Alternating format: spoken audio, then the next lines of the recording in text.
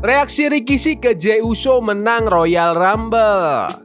The Bloodline versi wanita akan hadir. Alasan kenapa Roman Reigns masih mendominasi. Dan masih banyak lagi. Selamat datang di Extra News, di mana kita akan bahas berita dan rumor terkini tentang WWE. Sebelum kita lanjut, pengen kalian like dan share video ini ke teman-teman kalian yang suka WWE. Dan jangan lupa subscribe, soalnya channel ini upload video berita setiap hari. Reaksi Rikishi ke Jey Uso menang Royal Rumble. Setelah anaknya Jey Uso menang Royal Rumble dengan ngeliminasi John Cena, Rikishi ngobrol di podcast Off the Top.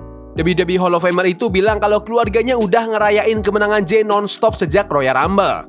Bahkan, dia bilang WrestleMania 41 bakal jadi Yeetmania. Bisa lihat dari wajahku kan? Dari weekend Royal Rumble kemarin, kita nggak berhenti ngerayain. Jey udah dapat tiket ke main event WrestleMania, Yeetmania, kata Rikishi. Suaraku aja udah serak dari teriak-teriak, minum beberapa koktail dan ngerayain bareng keluarga. Aku mau ngucapin terima kasih ke semua fans, keluarga, teman-teman deket yang gak berhenti ngirim pesan dan telepon aku. Aku belum pernah dapat sebanyak ini dalam hidupku. Padahal aku bahkan gak ada di pertandingan itu. Tapi karena hubungan, cinta dan respect yang orang-orang tunjukin buat Jey, mereka bahagia banget buat dia. Kerja kerasnya akhirnya diakui. Jadi, terima kasih buat semuanya. Terima kasih WWE Universe, WrestleMania bakal gila. Ini bakal jadi Yeetmania. Yeet. Jey Uso sebelumnya udah bilang kalau dia sendiri nggak tahu bakal menang. Rikishi juga mengonfirmasi hal yang sama. Dan dia menekankan kalau anaknya memang udah kerja keras selama ini. Aku beneran nggak tahu kalau Jey bakal menang Royal Rumble. Kita udah sering ngomongin soal peluang Jey di podcast sebelumnya, tentang perjuangannya lawan Gunther 3 kali. Menang dan kehilangan gelar Intercontinental dalam waktu singkat. Semua itu bagian dari perjalanannya. Ada orang yang akhirnya sadar dan bilang, "Hey, ini saatnya." Yang paling berpengaruh itu suara fans. Video nggak bohong. Tiap kali Jey masuk arena, auranya luar biasa. Nggak peduli dia di Hong Kong, Jepang, Chicago, New York, semua udah jadi Yeetmania. Dia udah kerja keras. Buat keluarga kita yang ngelihat perjuangan dia dari dekat, ini adalah momen spesial.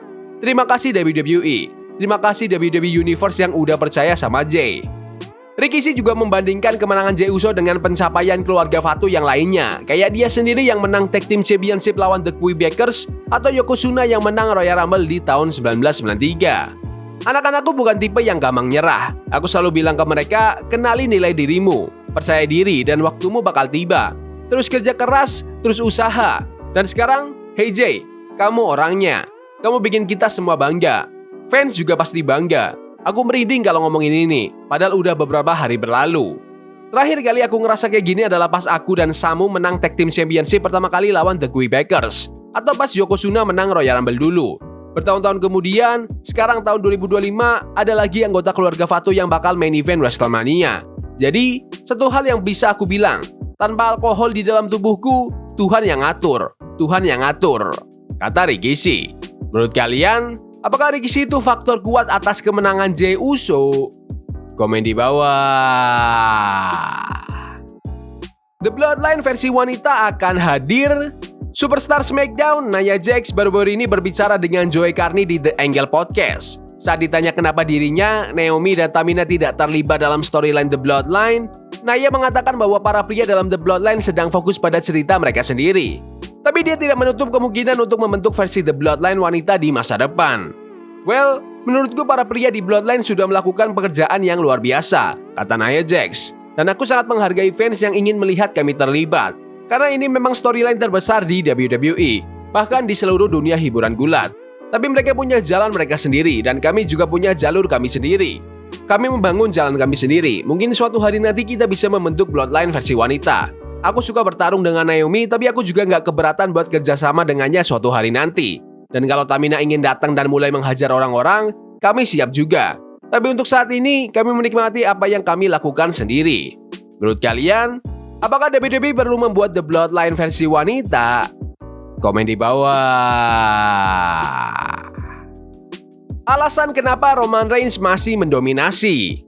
Dalam wawancara di No Contest Wrestling Podcast bareng O'Shea Jackson Jr. dan TJ Jefferson sebelum Royal Rumble, Roman Reigns ditanya tentang apa yang masih memotivasi dia saat ini. Aku ini orang gila, kata Roman. Aku punya motivasi yang beda. Aku selalu mau lebih. Setiap kali aku mencapai sesuatu, aku geser lagi targetnya. Aku udah di zona akhir, aku geser lagi lebih jauh. Kita udah tinggi, masih ada level lebih tinggi lagi. Aku selalu berusaha jadi lebih baik. Ini emang jalanku. Setiap pagi, wise man nanya ke aku, "Gimana kabarnya?" Aku bangun, itu aja. Dan begitu aku bangun, semua orang lain udah kalah. Mereka punya kesempatan sampai aku bangun, dan hari ini hariku. Itu udah pasti. Menurut kalian, apakah Roman Reigns masih akan tetap menjadi main event di WrestleMania? Komen di bawah. Alexa Bliss akan muncul di SmackDown. Alexa Bliss sudah absen dari WWE selama lebih dari 2 tahun sebelum akhirnya kembali secara mengejutkan di Royal Rumble. Alexa muncul sebagai peserta kejutan di Women's Royal Rumble, tapi dia tidak muncul di episode Raw hari berikutnya, yang menimbulkan spekulasi soal masa depannya. Laporan terbaru menyatakan bahwa Alexa Bliss tidak ada di taping Raw minggu ini dan ada beberapa rencana untuk memindahkannya ke SmackDown. Dalam pembaruan terbaru, sumber mengonfirmasi bahwa kepindahan Alexa ke SmackDown adalah hal yang pasti terjadi. Sumber lain juga melaporkan hal yang sama. Alexa awalnya direncanakan kembali ke Raw, tetapi keputusan tersebut tampaknya berubah. Sebelumnya, ia dijadwalkan kembali pada episode Raw tanggal 14 Januari dan kabarnya ada storyline dengan Wyatt Six yang direncanakan untuknya. Namun, rencana ini ditunda karena WWE dan Alexa sedang bernegosiasi soal kontrak baru. Menariknya, Wyatt Six sendiri baru saja pindah ke SmackDown. Menurut kalian, apakah Alexa Bliss lebih cocok di Raw atau SmackDown? Komen di bawah. Update tentang Jade Cargill. Jade Cargill diserang di backstage pada episode SmackDown tanggal 23 November dan sejak itu dia belum muncul lagi. Ada banyak laporan yang bertentangan soal alasan ketidakhadirannya, termasuk apakah dia benar-benar cedera atau tidak.